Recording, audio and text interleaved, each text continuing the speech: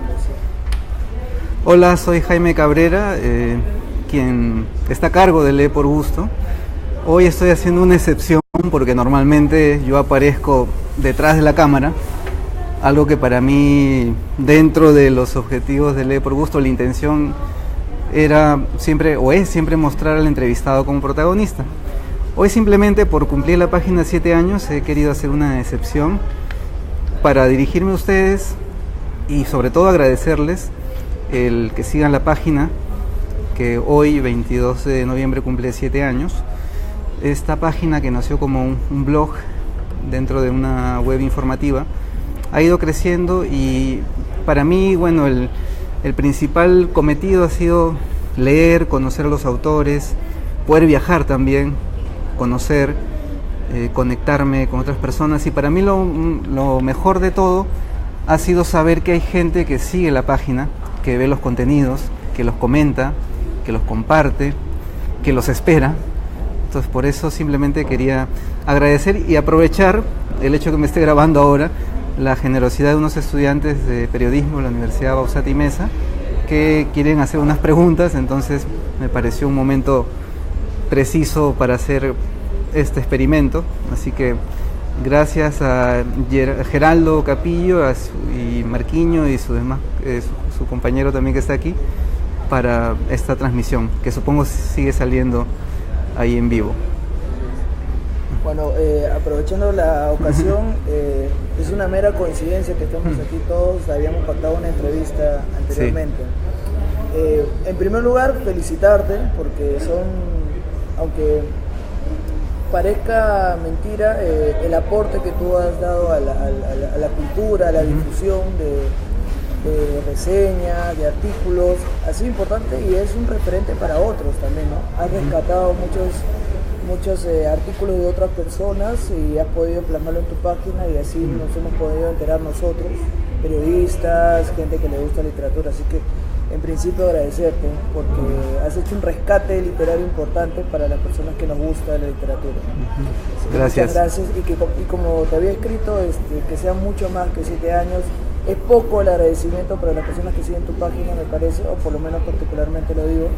Y bueno, felicidades nuevamente. Muchas gracias, Geraldo. Para mí, bueno, el cometido principal ha sido siempre leer, y cuando me lancé a esta aventura, porque así fue, porque nació como un blog dentro de la web de Perú 21, sin saber muy bien hacia dónde iba, era por lo menos para mí motivarme a leer más, porque yo tenía en ese momento 2 empleos y tenía muy poco tiempo para leer, pero siempre quería leer un poco más de lo que quisiera. Entonces una manera, entre comillas, de forzarme amablemente a leer un poco más era precisamente conectarme más y obligarme a conversar con escritores para leer la obra, leerla muy bien, conocer más del autor, y poco a poco sí fue creciendo, porque a mí, yo siempre me bajo mucho, digo que la página es minoritaria, ¿no? Veo que en el Facebook hay 45,000 y pico de personas, pero igual pienso que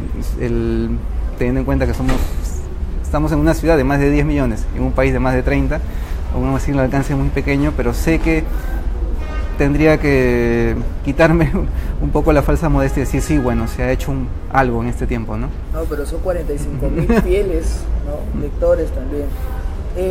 Bueno, nos comentaste un poco acerca de cómo surgió, pero si uno ve atrás todo el trabajo que has hecho y uno rememora las entrevistas que has hecho, por ejemplo, hay una entrevista que es inolvidable para mí, que es muy nostálgica, es la entrevista a Osvaldo Reynoso. Esa es una gran entrevista donde él abre la puerta de su casa, dispuesto a contar anécdotas, y justo creo que tú llegaste en el momento indicado, y hay un video también en Lee por Gusto donde le ayudas a recorrer algunas calles.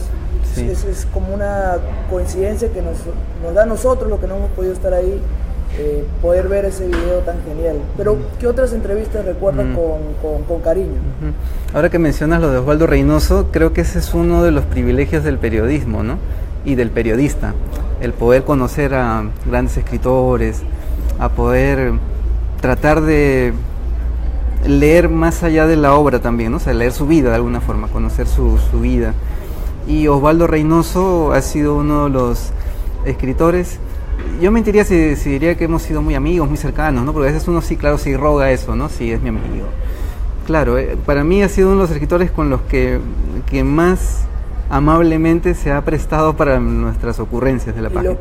Y el que más veces ha salido en la página, me parece. Quizás... Muchos videos, ¿no? Quizás también porque como colaborador Orlando Maceira, que es un escritor arequipeño, también ha escrito textos sobre Osvaldo Reynoso. Y también porque Osvaldo Reynoso ha sido muy generoso con lo que yo le pedía, ¿no? Le pedía porque yo trabajo actualmente en la Casa de la Literatura, que lea un fragmento, las primeras líneas del cuento de Los Inocentes, Colorete, y él accedía. Y después, cuando le propuse justo que ese video, mira, se convertiría casi en una memoria, cuando coincidió con el Hey Festival que íbamos a estar en Arequipa, le dije, ¿qué le parece si recorremos los lugares significativos para usted entre su vida y juventud que pasó en Arequipa, entre su niñez y juventud, perdón? Y él accedió, pero parecía él se prestó para esa travesura, por tiempo y también ya por fatiga, porque hacía muchísimo calor en Arequipa, el sol en ese momento era abrasador con ese, no se pudo completar y llegamos al barrio donde nació, se encontró con una amiga de la infancia, fue muy emotivo. Sí. Entonces sí, fue un momento muy significativo. Cuando falleció Osvaldo Reynoso, ese video, dije, ha quedado como un testimonio, ¿no? Un documento. Creo que quizás eso también puede ser un mérito de la página, ¿no? ¿Qué otros videos o entrevistas recuerdas con cariño también? Con cariño. Bueno, yo recuerdo también, fue muy importante la entrevista a Miguel Gutiérrez. Es un escritor que falleció también, mira, nos han ido dejando los escritores. Un escritor de la generación del 50, ¿no? Un narrador peruano, piurano, para más señas. Porque yo lo que trataba con Miguel Gutiérrez era también porque una entrevista, claro, sin ser hostil, también tiene que tener algunas preguntas incómodas, digamos, también para confrontar, ¿no? También eso creo que es la entrevista, ¿no? Confrontar al autor con lo que dijo antes, con lo que piensa ahora, quizás ha cambiado lo que pensaba antes, ¿no? Y entonces con Miguel Gutiérrez él fue muy tolerante y tuvo muchísima paciencia con unas preguntas incómodas, ¿no? Entonces me gustó ese gesto también, porque claro, a veces uno cuando se siente intimidado pues ante un escritor de esa talla, ¿no? Dice, bueno, como yo me voy a faltarle el respeto, a veces uno cree el periodista. Claro. Pero aprendí yo que no hay entrevistador faltoso, sino pregunta faltosa. Creo que uno puede hacer una pregunta incómoda, pero según cómo la formules, pues, ¿no? Es la forma también como lo dices. Ahora, Lee por Gusto no se limitaba a ser solo nacional, he entrevistado a escritores extranjeros, inclusive con traductores al costado. Entonces me parece que ha llegado Lee por Gusto a lugares donde uno no se iba a imaginar, ¿no? Francia, entre otros. Sí, pasó un tiempo en que ya la página en el campo literario limeño, peruano, se hizo conocido, y porque al inicio yo también era como un estudiante, tenía que darme a conocer, presentarme, y como que no, al principio nadie te da bola. Y creo que eso se cumple para cualquier proyecto periodístico, cualquier comunicador. Al principio nadie tiene por qué conocerte. Es tu trabajo poco a poco que te va dando a conocer. Entonces fue así con la página, ¿no? Y ya llegó un momento en que ya yo gestionaba una entrevista y ya resultaba ser menos complicado. Y ya incluso que yo mismo por eso que yo, la verdad que yo estaba un poco en deuda con el aprendizaje de idiomas, pero por eso también que decidí terminar de estudiar el inglés, para poder yo mismo ayudarme de esa forma. Que es una herramienta. Y Lee por Gusto ha llegado a México, Argentina, con Colombia, feria, ¿verdad? Y Colombia. Sí. Entonces, también decía en alguna otra entrevista de que aprovechaba sus vacaciones para poder aventurarse e irse a otras ferias y buscar entrevistas, ¿no? Porque eso es lo que a usted más le apasiona y dedica sus tiempos libres para poder buscar contenidos. Sí, eran unas vacaciones, pero que en la práctica se volvían de trabajo para Leer por Gusto, ¿no? Incluso un poco, yo quiero volver el próximo año a la Feria de Buenos Aires, pero la última que estuve en 2015, yo después me sentí un poco tonto porque me pasé 1 o 2 días, todo el día en la habitación que tenía alquilada, editando videos, redactando un texto, y decía, no estoy disfrutando de la ciudad, me estoy perdiendo de esto y esto ya se va a acabar. Entonces ahí como que me di cuenta también, porque a mí tampoco no es que para mí escribir sea muy fácil, ¿no? O sea, transcribir una entrevista, editar un artículo, también toma su tiempo, hasta el proceso mismo de edición de videos, ¿no? Etcétera. Entonces sí, pero procuro que sea un mix entre vacaciones también literarias, pero también para conocer la ciudad, ¿no? En Guadalajara sí, y en México también pude conocer más la ciudad, y creo que eso también, al margen de lo literario, ya como persona también ya es un aprendizaje, ¿no? Otra ciudad, otra realidad, ves que la normalidad, entre comillas, de lo que ocurre en tu ciudad o en tu país es otra cosa en otro lado del continente, como en México, ¿no? Ahora, hay otra sección que se ha convertido en un hito ya dentro de la página, ¿no? Los 5 libros preferidos. Ah, sí.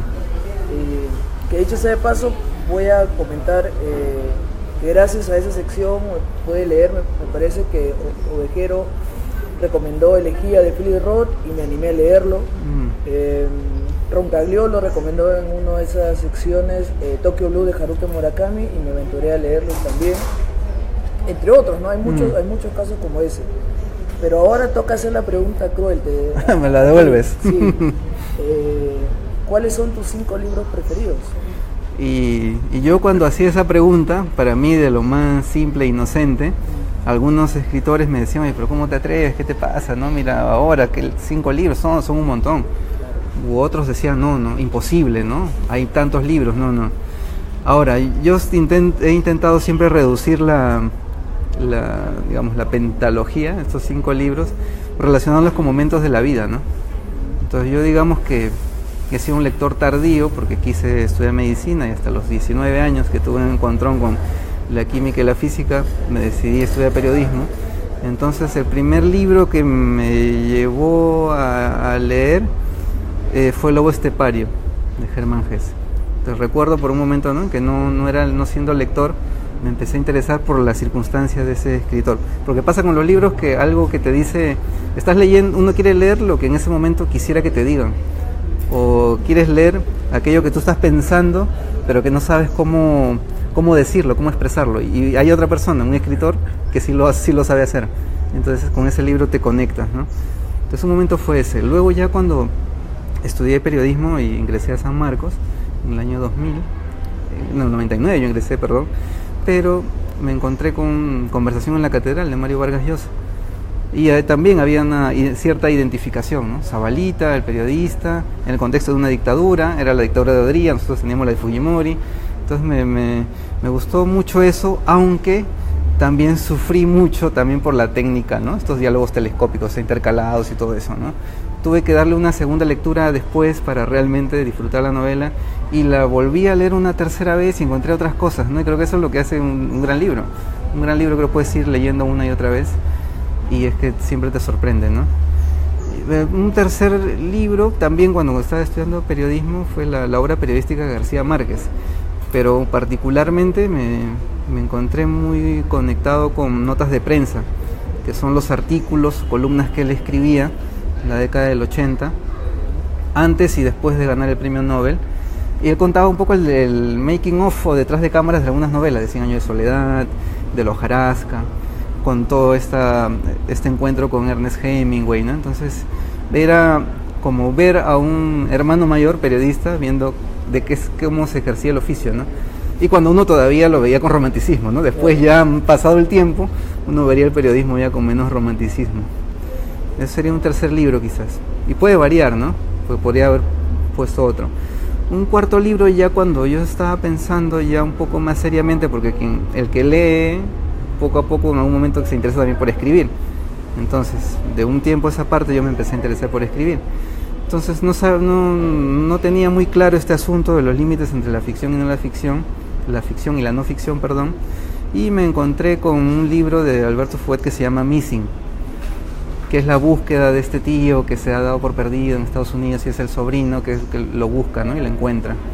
Entonces me encontré con ese libro y dije, oye, sobre esto también se puede escribir, qué bueno.